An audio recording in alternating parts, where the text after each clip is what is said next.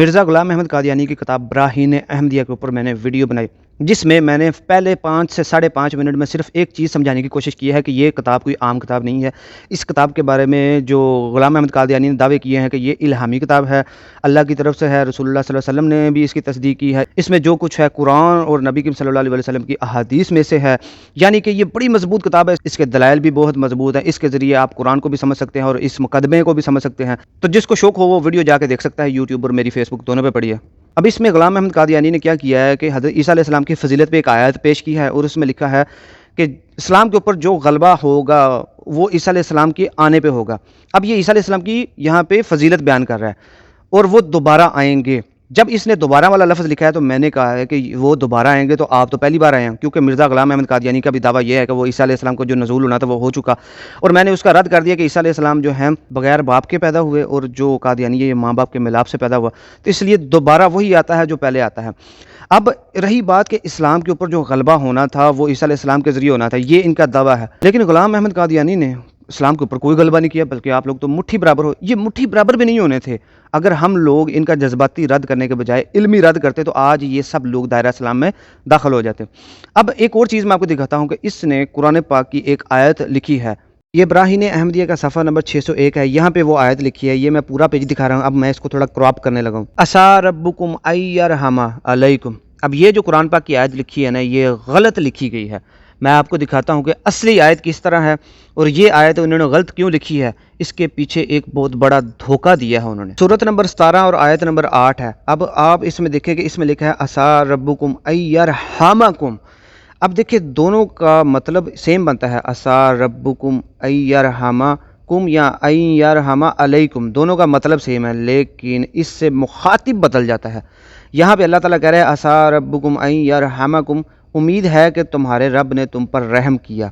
اب اس کا مطلب سیم وہی، اس کا بھی یہی بنتا ہے کہ عسیٰ ربکم ان یرحم علیکم، کہ امید ہے کہ تمہارے رب نے تم پہ رحم کیا۔ مخاطب کیسے بدل جاتا ہے؟ عسیٰ ربکم ان یرحم علیکم جو ہے نا، اس کا مطلب ہے کہ جو سامنے ہے جس سے بات کی جا رہی ہے، جیسے ہم کہتے ہیں السلام علیکم، مخاطب کر کے سامنے والے کہتے ہیں کہ تم پر اللہ کی سلامتی ہو۔ تو یہ مرزا صاحب نے جو آیت کوٹ کی ہے نا، اس سے انہوں نے یہ شو کرایا ہے کہ اللہ تعالیٰ ان سے مخاطب ہے، یہ انہوں نے غلط کیا ہے، ان کا یہ دجل و فریب ہے۔ اس لیے میں پھر بھی کنٹرول ورڈ یوز کر رہا ہوں، میں کوئی گندی لینگویج نہیں یوز کر رہا، لیکن یہ ان کا دجل و فریب ہے، انہوں نے قرآن میں تحریف کیا۔ اب اگر کوئی قادیانی یہ کہے کہ یہ پرنٹنگ کی مسٹیک ہو گئی ہے تو میرے بھائی رکو ذرا، صبر کرو۔ اب اسی کتاب کے پہلے پیج پہ چلے جائیں، میں اب ادھر ڈسپلے کرتا ہوں، وہاں پہ جو ان کا کوئی خلیفہ ہے طاہر نامی، اس کے حکم پہ یہ اشاعت ہوئی ہے، اور اس میں جو کتابی غلطیاں تھیں وہ بالکل انہوں نے ٹھیک کروا دی ہیں، مطلب کہ اس میں اب کوئی کتابی غلطی نہیں رہی، جو تھی وہ ٹھیک کروا چکے ہیں۔ یہ جان بوجھ کے انہوں نے یہ چینج نہیں کر رہے، کیونکہ یہ انہوں نے شو کرانا ہے کہ یہ جو آیت ہے نا، مخاطب اس کا جو تھا وہ جو عیسیٰ علیہ السلام جب آئیں گے نا، تو یہ ان کے ساتھ مخاطب اللہ ہو کے آیت پیش کر رہا ہے، اور وہ عیسیٰ علیہ السلام نعوذ باللہ مرزا غلام احمد قادیانی کے دجل و فریب کے صورت میں جو ہے نا ظاہر ہو چکا ہے۔ تو یہ آیت انہوں نے خود کو مخاطب کرانے کے لیے پیش کیا، حالانکہ جو اللہ تعالیٰ نے کہا ہے وہ اللہ تمام مومنین کو کہہ رہا ہے، لیکن عسیٰ ربکم ان یرحم علیکم، یہ جس سے بات کی جا رہی ہے سامنے والے، تو یہ انہوں نے دجل و فریب کیا ہے۔ اب اس کتاب میں غلطی کی بھی کوئی گنجائش نہیں تھی، اور دوسرا اس کتاب کے بارے میں دعوے بارہا بتا چکا ہوں کہ یہ الہامی کتاب ہے، اللہ کی طرف سے، رسول اللہ صلی اللہ علیہ وسلم نے تصدیق کی ہے، اس میں جو کچھ ہے اللہ کی کتاب سے اور نبی کریم صلی اللہ علیہ وسلم کے حدیثوں سے ہے۔